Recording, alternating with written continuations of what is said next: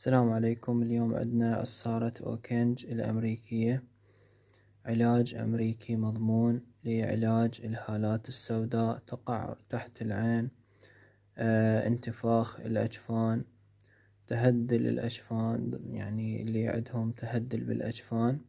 هذا بديل عمليات قص الأجفان الأمريكي، علاج أمريكي 100% بدون أي آثار جانبية. يحتوي على طبعا الكولاجين الطبيعي مثل ما تشوفون حبايبي، الصناعة Made in USA، والعلاج بدون أي آثار جانبية.